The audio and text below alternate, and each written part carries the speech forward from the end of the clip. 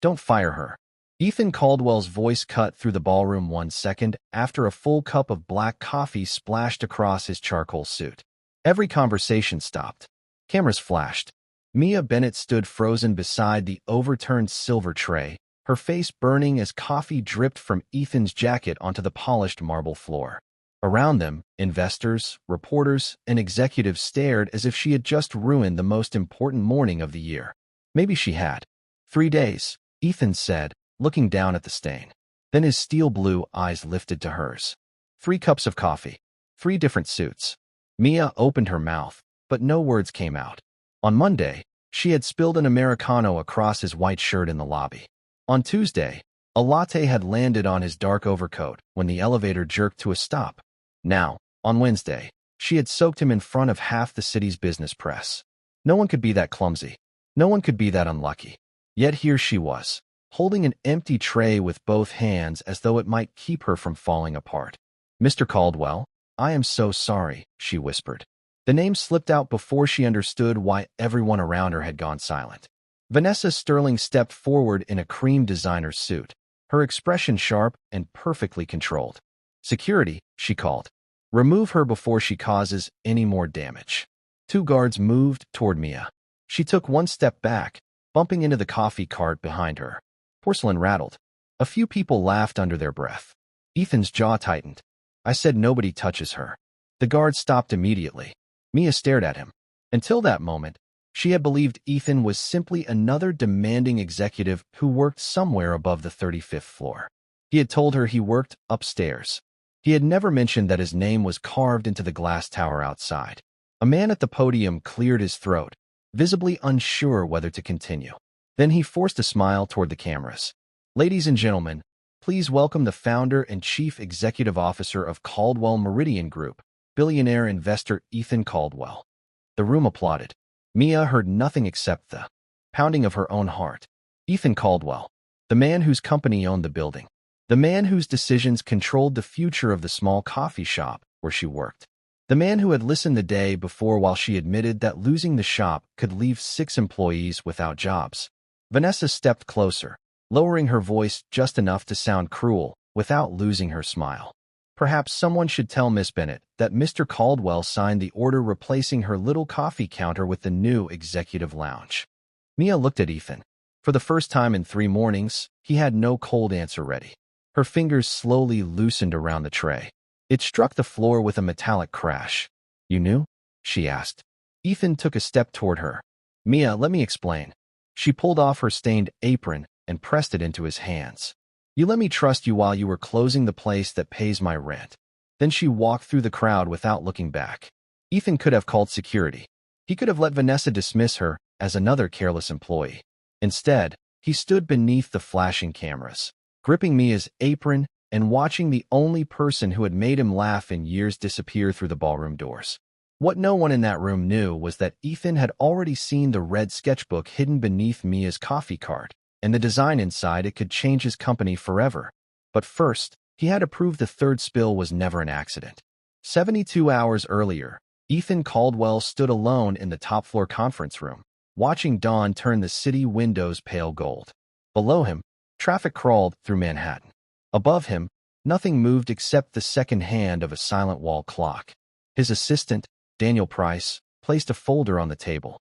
"The executive lounge proposal is ready for your signature." Ethan did not sit. He scanned the first page, saw the projected revenue, and signed without asking who currently occupied the lobby space. Decisions were easier when they stayed on paper. People complicated everything. "Vanessa Sterling confirmed dinner tonight," Daniel added carefully. Ethan's expression hardened. "That is not a personal meeting. She may not see it that way." Ethan closed the folder. Years earlier, Vanessa had turned their engagement into leverage during a merger. Since then, he had treated affection like a contract with hidden terms. "Love is a distraction," he said. "I made that mistake once." 40 floors below, Mia Bennett was already running late. Her alarm had failed. The subway had stalled for 12 minutes, and the strap on her worn canvas bag had snapped 2 blocks from Caldwell Meridian. She hurried through the revolving doors balancing a drink carrier, her red sketchbook, and a paper sack of muffins for the morning staff. The lobby looked too polished for someone like her. White marble gleamed beneath crystal lights. Men in tailored suits crossed the floor without looking down. Mia looked down constantly. She was watching the loose lid on an Americano when her shoe caught the edge of a floor mat. The cup jumped. A dark wave of coffee struck a white dress shirt. For one terrible second, Mia heard nothing. Then the empty cup bounced across the marble. She slowly raised her eyes. The man in front of her was tall, sharply dressed, and so still that his silence felt more dangerous than shouting. Coffee spread across his shirt beneath an open black coat. "Oh no," Mia whispered. "No, no, no. I am so sorry." She grabbed a stack of napkins and pressed them toward him. He stepped back before she could touch the stain. A security guard approached. "Miss Bennett, this is the second complaint this week." Mia immediately turned. "It was my fault, not Rose's. Please do not write her up." She was carrying the pastry boxes because her wrist still hurts. The guard frowned. "Rosa was not involved." "I know. I just need that clear." Ethan studied her. Most people apologize to protect themselves. Mia had used her first breath to protect someone who was not even standing there. Her hands trembled as she offered him one final napkin. Wrapped around it was a cardboard sleeve with a sentence written in blue ink. "Bad mornings do not have to become bad days." "I can pay for cleaning," she said, though the uncertainty in her voice revealed that she probably could not. Ethan glanced at the patched elbow of her cardigan, then at the sleeve. "That will not be necessary." Mia blinked. "You are not going to yell? Would it remove the coffee?" "No, then it would be inefficient." She almost smiled. "You sound like someone who schedules breathing." For the first time that morning, Ethan had no immediate reply. Daniel appeared near the elevators and called, "Mr. Caldwell, the board is waiting upstairs." Mia noticed only the word upstairs.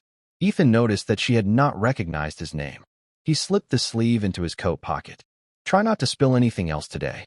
She lifted the remaining cups. "That sounds like a challenge." As Ethan walked away, he told himself the conversation meant nothing. But that evening, while Vanessa discussed alliances and public appearances over dinner, his fingers found the crushed cardboard sleeve inside his pocket.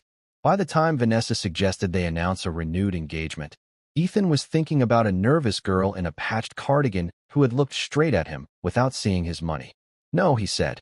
Vanessa set down her wine glass. "No to the announcement." Ethan looked toward the rain streaking the restaurant window. "No to pretending love is useful." The next morning, the elevator doors opened, and Mia Bennett stepped inside, holding another cup of coffee. Mia stopped so suddenly that the elevator doors nearly closed on her shoulder. Ethan stood alone inside, dressed in a dark navy coat that made yesterday's coffee stain impossible to imagine. Her eyes dropped to the latte in her hand. Then they returned to his face. "I can take the next one," she said. Ethan pressed the button to hold the doors. "That would suggest I am afraid of coffee." Mia stepped inside carefully and moved to the farthest corner. "You should be." The doors slid shut. For several floors, neither of them spoke. The elevator hummed upward through the glass tower while Mia held the cup with both hands, her knuckles pale around the cardboard sleeve. Ethan noticed. "You are gripping that like it owes you money." "I am protecting your wardrobe." "How thoughtful." "I have been thinking about yesterday." "That sounds dangerous." She glanced at him. "I decided you were surprisingly reasonable. And now I think you enjoy making nervous people more nervous." The corner of his mouth almost moved. Then the elevator jolted. The lights flickered. Mia lost her balance, and the latte tipped forward. A ribbon of foam splashed across Ethan's dark overcoat. Silence filled the car. Mia stared at the stain. Ethan stared at her. "At least," she said weakly, "you wore a darker color today." A sound escaped him before he could stop it. It was brief, low, and unmistakably a laugh. Mia blinked as if she had just witnessed something rare. "You can do that." Apparently. The elevator stopped between floors. The overhead lights dimmed to emergency power. Ethan's expression changed almost at once. His shoulders tightened. His gaze fixed on the closed doors. Mia noticed the way his breathing became shallow, controlled, then less controlled. "Are you all right?" "I am fine." "You are answering too quickly." Ethan pressed the emergency button. Nothing happened except a soft tone. Mia set the damaged cup on the floor and lowered herself against the wall. "Sit down." "I do not need to sit." "Then stand and breathe with me." He looked at her sharply. She did not look away. "In for 4 seconds," she said. "Hold for 4. Out for 6. Ethan remained still. Mia repeated the rhythm, slower this time. After a moment, he followed. The air in the elevator seemed to widen. His hands loosened at his sides. "You have done this before," he said. "My mother used to panic in crowded places. I learned how to make a small space feel less small." Ethan looked at the brushed steel walls. "And how do you do that?" Mia tapped the red sketchbook sticking out of her canvas bag. "Design helps. Light, color, where people sit, what they see when they enter a room. Most places are built to impress people. I want to build places that make them feel safe." The emergency lights reflected softly in her eyes. For the first time, Ethan saw no clumsiness in her. Only care. "That sounds ambitious for someone who attacks strangers with coffee," he said. "Twice is not a pattern." The elevator suddenly moved. Mia reached for the wall, and Ethan instinctively steadied her elbow. The contact lasted only a second, but neither of them spoke until the doors opened. Daniel waited outside with two building engineers. "Mr. Caldwell, are you all right?" Mia heard the name, but focused on gathering her bag and the ruined cup. "He is fine," she said. "His coat is not." She hurried toward the service hallway before anyone could ask questions. Ethan watched her disappear. Then he looked down. Her red sketchbook was lying near his shoe. He picked it up, intending only to return it. But the cover had fallen open to a detailed drawing of the Caldwell Meridian lobby transformed with warm lamps, shared tables, green plants, and the little coffee counter preserved at the center. Across the top, Mia had written 4 words, "A place worth staying." Ethan found Mia behind the coffee counter 20 minutes later, crouched beside the espresso machine with a screwdriver between her fingers and a pencil tucked behind one ear. Steam hissed from a loose valve. Rosa stood nearby, worried. "The repair company cannot come until Friday," Mia said. "If we shut down now, we lose the breakfast rush." She tightened a small fitting, wiped her hands on her apron, and pressed the power switch. The machine rumbled, then settled into a steady hum. Rosa smiled with relief. "You saved us again." Mia stood and nearly dropped the screwdriver when she saw Ethan waiting at the end of the counter. He held out the red sketchbook. "You left this in the elevator." Her face changed instantly. She grabbed it with both hands and checked the open page. "Did you read it?" "I saw a drawing." "That means yes." The cover opened on its own. Of course it did. Ethan glanced around the lobby. Commuters moved past the coffee stand without slowing, eyes fixed on phones and elevator numbers. Why redesign this space? Mia looked toward the hard white benches, the cold lighting, and the empty decorative tables no one used. Because it feels like an airport where every flight is delayed. Ethan raised an eyebrow. "That is specific. People come in tired. They grab coffee, rush upstairs, and disappear. The building tells them not to stay. Perhaps they have work to do. People work better when they feel human." She opened the sketchbook and showed him the page. Warm lamps replaced the harsh ceiling lights. Long shared tables stood beside comfortable chairs. Plants softened the marble. The coffee counter remained at the center. "This corner could host local artists on weekends," she said. "The tables could be used for mentoring sessions, community meetings, or lunch breaks that do not feel like punishment." Ethan studied the drawing. "You planned all of this?" "At night. I am taking design classes when I can afford them. And during the day, you repair coffee machines. During the day, I do whatever keeps the lights on." A customer approached, searching his pockets with growing embarrassment. "I left my wallet upstairs," he said. "I will come back." Mia handed him the coffee anyway. "You come in every morning, Mr. Lewis. Pay tomorrow." The man thanked her and hurried toward the elevators. Ethan watched the exchange. "You trust people easily." "Not easily. Carefully. There is a difference. A big one." She turned to prepare another order. Ethan stayed. He told himself he was only waiting for Daniel. But 10 minutes passed before Daniel appeared. By then, Mia had remembered 3 regular customers' names, found a gluten-free muffin for a visitor, and quietly slipped a breakfast sandwich to Rosa after noticing she had skipped her break. There was nothing careless about her. The clumsiness appeared only when she was rushed, watched, or carrying more than one person should. "What do you do upstairs?" Mia asked as she poured him a fresh Americano. Ethan hesitated. "Strategy. That sounds vague." "It is accurate." She handed him the cup. "Do you make important decisions?" "Sometimes." "Then remember the people under those decisions." The sentence landed harder than she intended. Ethan looked toward the executive elevators, thinking of the folder he had signed without reading the names attached to the space. Mia noticed his silence. Did I say something wrong? No, he took the cup. You said something inconvenient. She smiled. Those are usually the useful things. From across the lobby, Vanessa Sterling watched. Ethan placed cash in the tip jar, then watched him slip yesterday's cardboard sleeve from his pocket and smooth it against the counter. Her expression tightened. Ethan did not notice. Mia did. And for the first time, she wondered why a woman dressed like power itself was looking at her, as though 2 spilled coffees had already become a threat. Vanessa crossed the lobby before Mia could look away.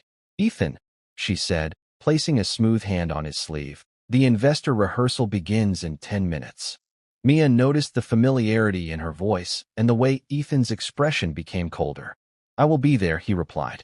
Vanessa glanced at the coffee in his hand, then at Mia's apron. Try not to stain the furniture before tomorrow. She walked off without waiting for an answer. Mia lifted one eyebrow. She seems warm. Vanessa values efficiency. So does a refrigerator. Ethan almost smiled again, but Daniel called from the conference level, and the moment ended. An hour later, Mia was carrying a tray of sample drinks into the ballroom where the company was preparing for the next morning's investor event. Technicians adjusted lights. Staff moved tables. Vanessa stood near the stage issuing instructions as though the entire room belonged to her. Put those by the press area, she told Mia. The tray was heavier than it looked, and one of its handles had come loose. Mia shifted her grip, stepped around a rolled carpet, and felt the tray tilt. 3 cups slid. She caught 2. The third hit the floor near the edge of the stage. Unbelievable, Vanessa snapped. Mia crouched to clean it up, but something beneath the carpet caught her attention. A thin electrical cord had been pinched under a metal support. The outer covering was split, and a tiny spark flickered when someone tested the lights. Stop, Mia called. The technician reached for the power switch. Do not turn that on. He frowned, but Ethan had entered the room and heard her. Why? Mia pointed beneath the carpet. That line is damaged. If the lighting system draws full power, the whole setup could fail in front of the press. The technician checked the cord, then looked up sharply. She is right. Within minutes, the power was shut down and the damaged line replaced. What had looked like another careless mistake had prevented the rehearsal from collapsing at the worst possible moment. Vanessa folded her arms. She still dropped the cup. Ethan looked at Mia, who was already reorganizing the staff around the delay. Move the press tables 6 feet left, she told Rosa. Use the battery lights near the entrance. Keep the coffee service on the opposite wall so no one crosses the cables. People listened. The room settled. Within 20 minutes, the rehearsal was running again. Ethan watched Mia guide nervous employees, calm an impatient vendor, and turn a problem into a better plan. She was not the least capable person in the room. She was the only one who had noticed what everyone else had stepped over. Afterward, he found her on the rooftop terrace, standing near the glass railing with the city spread beneath her. You saved the event, he said. I dropped a drink. You saw what no one else saw. Mia looked toward the skyline. That happens when people are used to being overlooked. Ethan stood beside her, close enough to hear the wind catch against the building. About what I do upstairs, he began. She turned toward him. For 1 second, he considered telling her everything. His name, his company, the signature on the lounge proposal. Then fear moved faster than honesty. I make decisions people do not always understand, he said instead. Mia studied him, disappointed by the careful answer. I do not need to know your title, she said softly. I only need to know who you are when nobody important is watching. Ethan looked at her, knowing she had just given him the one question he could not answer. His phone vibrated. Daniel's message filled the screen, Executive Lounge approved. Coffee counter closure scheduled for Friday. Ethan stared at the words while Mia smiled faintly beside him, unaware that the place she was fighting to save had already been marked for removal by his own hand. The next morning, the ballroom glowed beneath rows of white lights as reporters filled the front seats and investors gathered near the stage. Mia moved through the crowd with a silver tray, balanced against her palm, trying to ignore the knot in her stomach. Ethan had not returned to the coffee counter after their conversation on the rooftop. He had not warned her about the closure notice either. She only knew something had changed in his eyes when he read that message. Across the room, Vanessa watched Mia approach the press section. Take these to the front row, she ordered, placing 2 additional cups on the already crowded tray. Mia adjusted her grip. This is too heavy. I can make 2 trips. Vanessa smiled without warmth. The presentation begins in 30 seconds. Try to be useful. Mia stepped between the chairs as the host walked toward the podium. Ethan stood beside the stage in a charcoal suit, speaking quietly with Daniel. When he saw her, his attention broke from the conversation. Mia gave him a nervous look that seemed to ask whether everything between them had suddenly become a mistake. Before Ethan could move, Vanessa stepped backward into Mia's path. Her heel pressed against the edge of Mia's shoe. Mia stumbled. The tray tilted. Cups slid across polished silver. Ethan reached forward, but the black coffee struck his jacket before his hands could catch the tray. Gasps moved through the room. Camera shutters erupted like rain against glass. 1 cup rolled beneath a chair, while coffee spread across Ethan's shirt and tie. Mia stood motionless, both hands still raised as if the tray remained between them. 3 days, Ethan said quietly. His eyes never left hers. 3 cups of coffee. 3 different suits. A nervous laugh passed through the crowd. Mia's face burned. I am sorry, she whispered.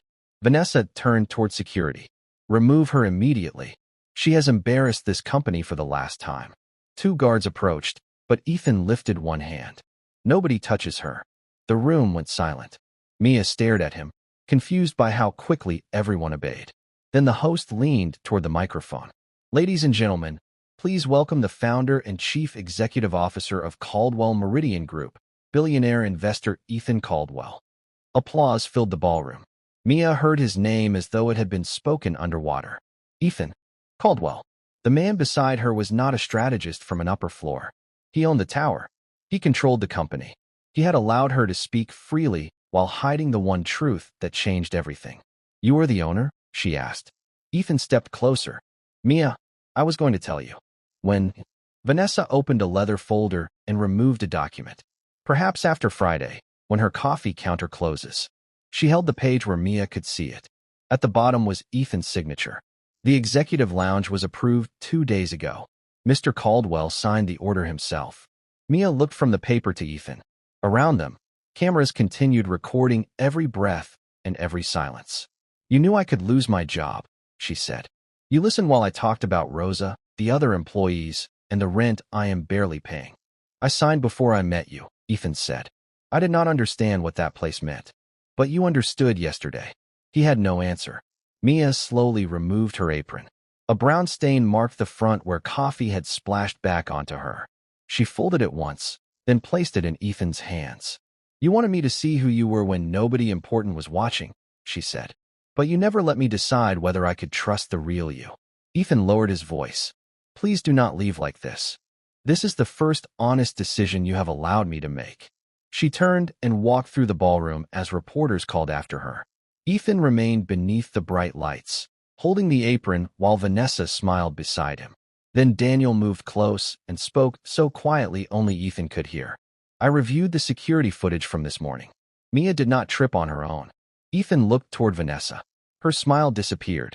For the first time, the 3rd spilled cup was no longer an embarrassment. It was evidence. By noon, the video had spread across every business channel in the city. Mia watched herself stumble again and again on the cracked screen of her phone while strangers called her careless, desperate, and unqualified. She sat on the edge of her narrow bed, still wearing the blouse stained with coffee, when someone knocked. Ethan stood outside her apartment holding a leather folder. For once, there was no driver, no assistant, and no perfect conference room between them. I came to fix this, he said. Mia looked at the folder. How much? What? How much money did you bring to make the problem disappear? Ethan's hand tightened around it. There is a position available in our design division. Better salary, full benefits, and I can cover your rent until you start. Mia gave a tired laugh. You still think this is about what you can buy? I am trying to help. You are trying to feel less guilty. The word stopped him. Mia stepped into the hallway and closed the apartment door behind her. I did not leave because you are rich. I left because you listened while I trusted you. And every time you had a chance to tell the truth, you chose silence. Ethan lowered the folder. I was afraid you would treat me differently. So you made the choice for me. He had negotiated billion-dollar deals without hesitation, yet he could not find a defense that did not sound selfish. Mia looked at him more gently, which somehow hurt worse. You wanted to know who I was when nobody important was watching. I wanted the same thing from you. She returned the leather folder without opening it. I do not want your money, Ethan. I want you to understand why this happened. By the time he returned to Caldwell Meridian, the lobby felt colder than it had the day before. Rosa and the other employees worked beneath a printed closure notice taped beside the register. No one met his eyes. Upstairs, Daniel waited with the security recording. The footage showed Vanessa stepping backward at the exact moment Mia passed, pressing her heel against Mia's shoe, then turning toward the cameras before the coffee even landed. Another report showed that the humiliating video had been sent from Vanessa's private communications account to a media contact less than 4 minutes after the incident. Ethan entered the boardroom, where Vanessa sat reviewing press coverage. You staged it, he said. She did not look surprised. I removed a distraction. You humiliated an employee. She was damaging your reputation. Ethan placed the evidence on the table. No, you were protecting the version of me that never questioned you. Vanessa leaned back. Do not pretend this is about integrity. You signed the closure order. The truth landed cleanly because there was no way around it. Vanessa had caused the third spill, but Ethan had created the wound beneath it. He had approved the lounge without meeting the workers. He had hidden his name from Mia because honesty threatened his comfort. Exposing Vanessa would not erase his choices. That evening, Ethan stood alone in the empty lobby. He removed the closure notice from the coffee counter, but he did not tear it up. A gesture made in private would change nothing. Real accountability had to happen in the room where his decisions were made. He opened Mia's red sketchbook and studied the stained drawing of warm lights, shared tables, and people who had been given a reason to stay. The next morning, Mia opened her apartment door and found Ethan standing there again. This time, he carried no folder, no contract, and no check. He held only her sketchbook, marked by 3 coffee stains, and said, I am not here to save you. I am here to ask whether you will make me answer for what I did. Mia looked at the sketchbook in Ethan's hands, then at the man standing in the narrow hallway without a driver, a lawyer, or a prepared offer. What exactly are you asking me to do? She said. Present your design to the board. The same board that approved closing the coffee counter? Yes. And if they laugh? Ethan held her gaze. Then they will laugh while I admit I failed to understand the people affected by my decision. Mia folded her arms. You cannot ask them to approve it because of me. I will not. You cannot threaten them. I will not. And you do not get to rescue me if the plan is weak. Ethan opened the sketchbook to the stained drawing. Then make it strong. 2 hours later, Mia entered the Caldwell Meridian boardroom wearing a simple navy dress and carrying the red sketchbook against her chest. The room was all glass, steel, and quiet judgment. Vanessa sat near the far end of the table, her expression calm despite Daniel standing beside a screen that displayed security records and internal messages. Ethan remained at the head of the table, but he did not begin. He looked at Mia. The floor is yours. Her hands trembled as she opened the sketchbook. 3 coffee stains marked the page, but the design beneath them remained clear. The current proposal creates a private lounge for a small group of executives, she said.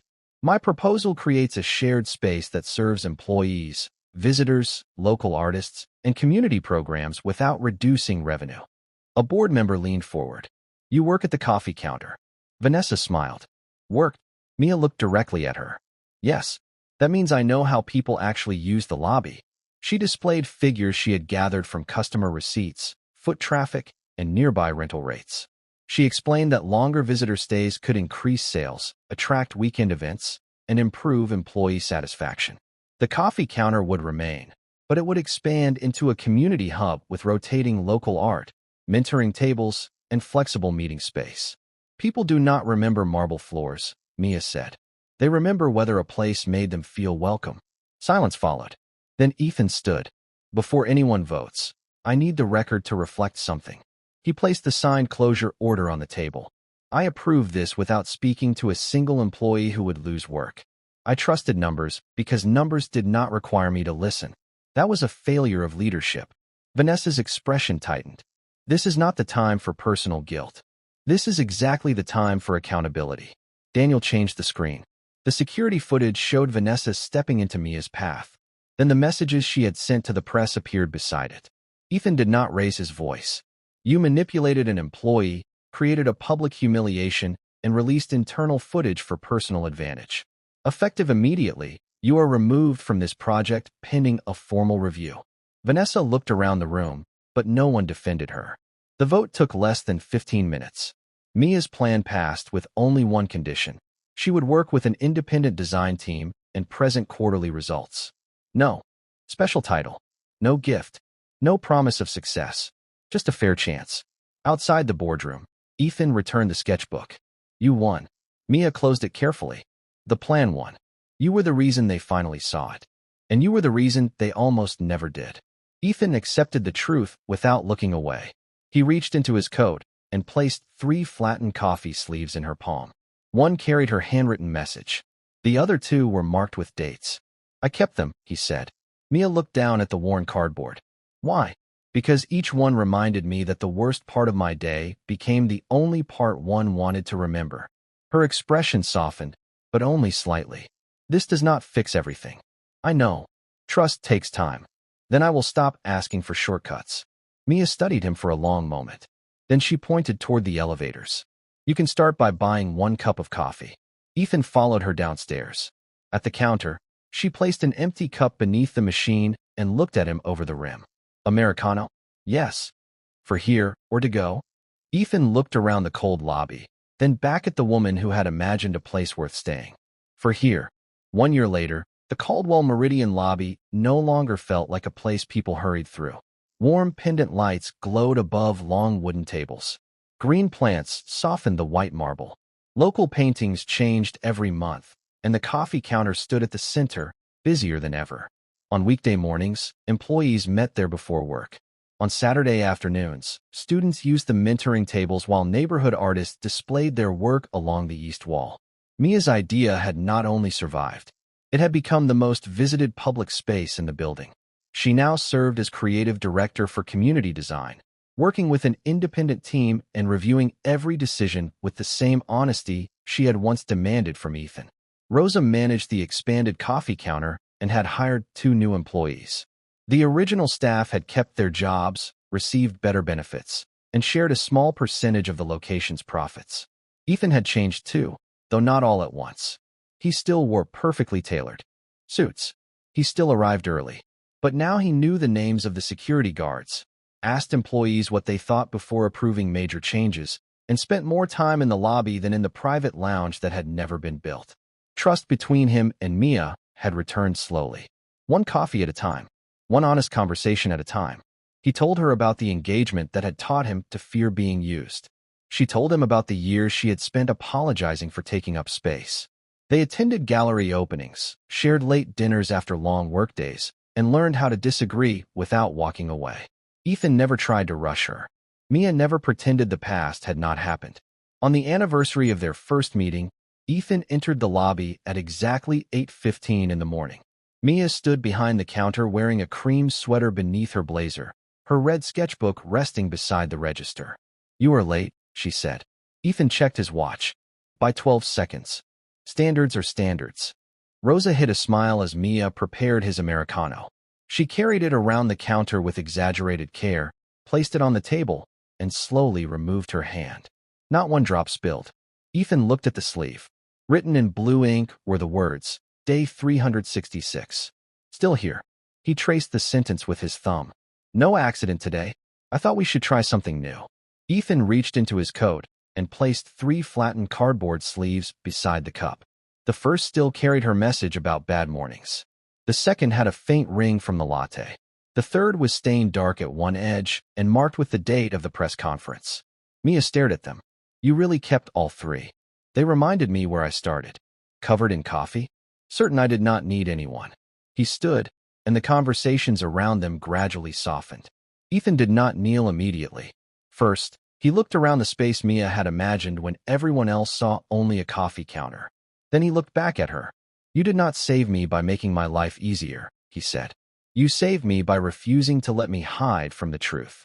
He lowered himself to 1 knee and opened a small velvet box. Mia covered her mouth, her eyes bright. The first 3 days were accidents, Ethan continued. Every day after that was a choice. Mia Bennett. Will you keep choosing me?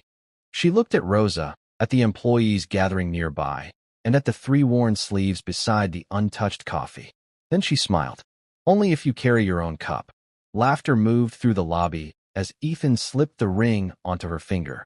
He rose, and Mia wrapped her arms around him while applause filled the space that had once been cold and empty. His coffee remained perfectly still on the table. Nothing spilled that morning, but every wall Ethan had built around his heart finally came down.